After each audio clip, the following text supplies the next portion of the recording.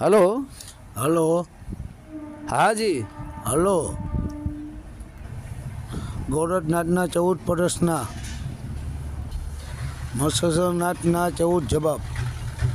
ગોરખનાથના 14 પ્રશ્ન અને મચ્છંદ્રનાથના 14 જવાબ. હા, એ સમજાવો અમને. સારું, તો ધ્યાનથી છેલ્લે સુધી સાંભળતા રહેજો. હા. ગોરખનાથજી મહારાજનો પહેલો પ્રશ્ન છે પોતાના ગુરુ મચ્છેન્દ્રનાથને પૂછે છે. કહે છે, ગુરુજી, કોણ મૂલ, કોણ વેલા, કોણ ગુરુ, કોણ चेला, कौन क्षेत्र, कौन मेला, कौन तत्व में रमे अकेला. आ प्रश्न કર્યો છે. બરાબર. હવે એનો જવાબ આપતા ગુરુ મત્સ્યેન્દ્રનાથનો જે પ્રત્યુત્તર છે તે કહે છે, હે અવધૂ, મન મૂળ, મન છે ને મૂળ છે, અને પવન વેલા, શબ્દ ગુરુ, શ્રુતિ ચેલા. અહીં મનને માયાનું મૂળ કહેવામાં આવ્યું છે કે મન છે ને એ જ આ માયાનું મૂળ છે, અને પવન પણ એ સંકલ્પ વિકલ્પરૂપી પવનોમાં એ ભટક્યા કરે છે. પરંતુ શબ્દ ગુરુ, શ્રુતિ ચેલા, અહીં જે સુરતા છે એને શિષ્ય કીધો છે અને શબ્દને ચેલા કીધો છે. તો ત્યાં તમારે સુરતાને જોડવાનું કહે છે. એમ ત્રિકુટી ક્ષેત્ર ઉલટે મેલા. હવે ઈંગડા પિંગળાને સૂક્ષ્મણા ત્રિવેણી મિલન છે ત્યાં ઉલટે મેલા. પછી નિર્વાણ તત્વ મેં રમે અકેલા. નિર્વાણ તત્વ જ્યાં વાણી પહોંચી શકતી નથી. નિર્વાણ, વાણ એટલે વાણી અને નિર્વાણી, એ તત્વો મેં રમે અકેલા. મતલબ 52 અક્ષરો જે છે, ક ખ ગ ઘ ચ છ, 36 અક્ષર 16 વ્યંજન, એનાથી ઉપર નિર્વાણ તત્વ મેં રમે અકેલા. 52 અક્ષરોથી ઉપર છે આ આત્મા, પણ 52 અક્ષરોને સ્વયં એ પ્રગટ કરી રહ્યો છે, આવું કહે છે. ફરી બીજો પ્રશ્ન કરે છે ગોરખનાથજી કે ગુરુજી, કોણ ઘર ચંદા, કોણ ઘર सूर, कौन घर काल बजावे तूर, कौन घर पंच तत्व सम रहे, सदगुरु हमको दियो बताए. बराबर. ત્યારે ફરી મચ્છેન્દ્રનાથ જવાબ આપતા કહે છે કે હે અવધુ, मन घर चंदा, पवन घर सूर, शून्य घर का काल बजावे तूर, ज्ञान घर 5 तत्व समरहे ऐसा दर्शन मच्छेन्द्र કહે. બરાબર. હવે ત્રીજો પ્રશ્ન કરે છે ગોરખનાથજી કે ગુરુજી, कहाँ वसे मन, कहाँ वसे पवन, कहाँ वसे शब्द, कहाँ वसे चंद्र, कौन स्थान ये तत् रहे, सदगुरु हमको दियो बताए. ત્યારે ગુરુ મચ્છેન્દ્રનાથ પ્રત્યુત્તર ફરી જવાબ આપતા કહે છે, હે અવધૂ, હૃદય વસે મન. કારણ કે મિત્રો, હૃદયમાંથી જ પ્રેમ પ્રગટ થાય છે, ત્યારે મન પ્રેમ સ્વરૂપ બને છે, પછી આગળ વધે છે. કારણ કે મિત્રો, મનમાં જો પ્રેમ ન હોય, મનની અંદર પણ પ્રેમ હોવો પડે ને. મન તો છલી કપટી છે, પણ મન સત્યના માર્ગે વળે, સાચા ગુરુ મળે અને મનને સત્યના માર્ગ ઉપર ચલાવે, પ્રેમના માર્ગ ઉપર ચલાવે, પછી એ મન આગળ વધતો સોહમ શબ્દની અંદર સમાય ને પછી સ્વયં સોહમ શબ્દ પ્રેમ સ્વરૂપ બને, પછી મિત્રો આગળ વધાય છે. તો હૃદય વસે મન, નાભી વસે પવન, જે શ્વાસોશ્વાસની ક્રિયા ચાલી રહી છે, જેની અંદર સોમ શબ્દ ચાલ્યો છે, એ પવન વસે છે નાભીમાં. રૂપ વસે શબ્દ, વાહ, રૂપ વસે શબ્દ. ગગન વસે ચંદ્ર, ऊर्ध्व स्थान ये तत्र है, ऐसा ज्ञान मच्छेन्द्र कहे. वाह.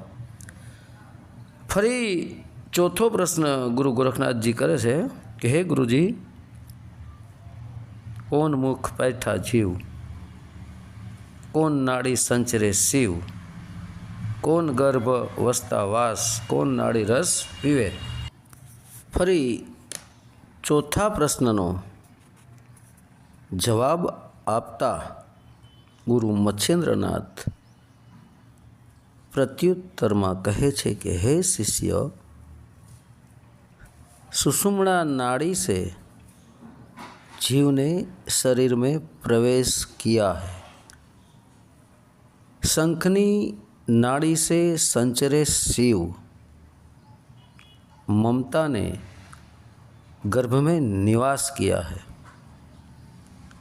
त्रिवेणी सनाल मुक्त बंक नाड़ से जीव को पोषण रस मिलता है. फरी पांचमो प्रश्न करे छे गुरु गोरखनाथ जी कि हे गुरुजी, कौन सोवे, कौन जागे, कौन 10 ही दिशा में जाए, कहाँ से उठत पवन, कहाँ से होठ कंठ तालुका बजाए. त्यारे पांचमा प्रश्ननो उत्तर आपता गुरु मच्छेन्द्रनाथ कहे छे, हे शिष्य, मन सोवे, पवन जागे, कल्पना 10 ही दिशा में जाए, नाभि से पवन उठत है, हृदय से होठ कंठ तालुका बजाए. हवे छठो प्रश्न करे छे गुरु गोरखनाथ जी, कहे छे, हे गुरुजी, श्वासोश्वास कहाँ से उठता है, जीवात्मा का निवास कहाँ है, मन कैसे स्थिर होता है. त्यारे गुरु मच्छेन्द्रनाथ जवाब आपता कहे छे, हे साधक, नाभि स्थान से श्वासोश्वास उठता है. 10वें द्वार ब्रह्मरंध्र में जीवात्मा का निवास करता है. 10वें द्वार जीवात्मा निवास करता है. ध्यान साधना से मन स्थिर होता है. फरी पाछा गुरु गोरखनाथ जी सातमो प्रश्न करे छे, कहे छे, हे गुरुजी, किस आसन से कैसा ज्ञान ले, साधक किस प्रकार ध्यान धरे, परमानंद की प्राप्ति कैसे होए. त्यारे गुरु मच्छेन्द्रनाथ प्रत्युत्तर जवाब आपता कहे छे कि हे शिष्य, संतोष का आसन, विवेक का ज्ञान, शरीर से आसन, प्रत्याहार आदि साधना सहित ध्यान धरे और सद्गुरु की अमृतवाणी का निष्ठापूर्वक सेवन करने से परमानंद की प्राप्ति होती है. फरी आठमो प्रश्न गुरु गोरखनाथ जी करे छे कि हे गुरुजी, पाँव बिना कौन मार्ग, चक्षु बिना कौन दर्शन, कर्ण बिना कौन श्रवण, मुख बिना कौन शब्द।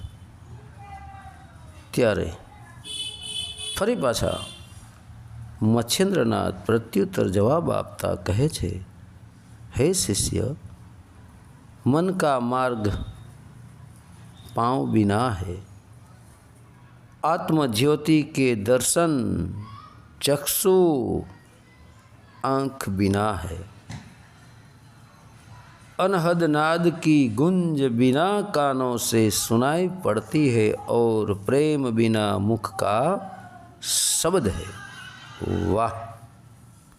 फरी नवमो प्रश्न गुरु गोरखनाथ जी करे छे, हे गुरुजी, कौन सी धोती, कौन सो आचार, कौन सो जाप मन तजे विकार, कौन भाव से मन निर्भय रहे। त्यारे गुरु मच्छिंद्रनाथ प्रत्युत्तर जवाब आपता कहे छे कि हे अवधू, ध्यान की धोती, ब्रह्म सो आचार, अजप्पा जाप से मन तजे विकार, आत्मभाव से निर्भय रहे मन। वाह। हवे 10मो प्रश्न करे छे गुरु गोरखनाथ जी, हे गुरुजी, ओमकार कौन है, आप कौन है, माता कौन है, पिता कौन है, मन में सदैव शांति कैसे बनी रहे। त्यारे फरी मच्छिंद्रनाथ प्रत्युत्तर जवाब आपता कहे छे, हे अवधू, शब्द ही ओमकार है, ज्योति स्वयं मेरा स्वरूप है, शून्यमयी प्रकृति ही सबकी माता है और चेतन परब्रह्म निराकार ही सबका पिता है। अहम विसर्जन होने सहज समाधि में मन शांत हो जाता है। वाह भाई वाह। अहमनो तो मित्रों नाश करवो ज पड़े। ज्यां सुधी अहंकार हशे त्यां सुधी परब्रह्म परमात्मानी प्राप्ति कदापि थई ज न शके। हूँपणुं मैंपणुं तो काढवुं ज पड़े मित्रों। हवे गुरु गोरखनाथ जी 11मो प्रश्न करे छे। कहे छे, हे गुरुजी, वस्तुत शरीर कौन है, प्राण कौन है, किस पुरुष का ध्यान धरना चाहिए, किस स्थान पर मन मृत्यु के भय से दूर हो जाता है। त्यारे मच्छिंद्रनाथ प्रत्युत्तर जवाब आपता कहे छे, हे अवधू, मन ही शरीर है, प्राण ही पवन है, प्रेम पुरुष का ध्यान धरना चाहिए और निर्विचार होने से शून्य स्थान पर मृत्यु का भय दूर हो जाता है। त्यारे फरी गुरु गोरखनाथ 12मो प्रश्न करे छे। कहे छे, हे गुरुजी, साधक के लिए कौन सा मंदिर है,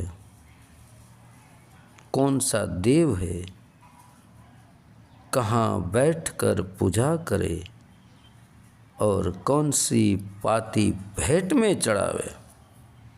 त्यारे गुरु मच्छिंद्रनाथ प्रत्युत्तर जवाब आपता कहे छे, हे अवधू, साधक का शरीर ही उनका मंदिर है। चैतन्य आत्मा ही देव है। मनन तालाब के किनारे साक्षी बनकर बैठना ही पूजा है। प्रेम की पाती आनंद से भेंट धरनी है। वाह। હવે 13મો પ્રશ્ન ગુરુ ગોરખનાથજી કરે છે कि हे गुरुजी, कौन सी कुची, कौन सा ताला, कौन सा बुढ़ा, कौन सा बाला, कौन स्थान पर चैतन रहे, सद्गुरु हमको दियो बताए। त्यारे मच्छिंद्रनाथ प्रत्युत्तर जवाब आपता कहे छे, हे अवधू, शब्द ही कूंची है, शब्द ही ताला है। अचेतन बुढ़ा है, चेतन बाला है। ज्ञान स्थान पर मन चेतन रहे। ज्ञान स्थान मन चेतन रहे, ऐसा दर्शन मच्छिंद्र कहे। वाह। हवे 14मो प्रश्न गुरु गोरखनाथ जी करे छे, हे गुरुजी, मन का कौन जीव, जीव का कौन आधार, आधार का कौन विश्वास और ब्रह्म का कौन रूप।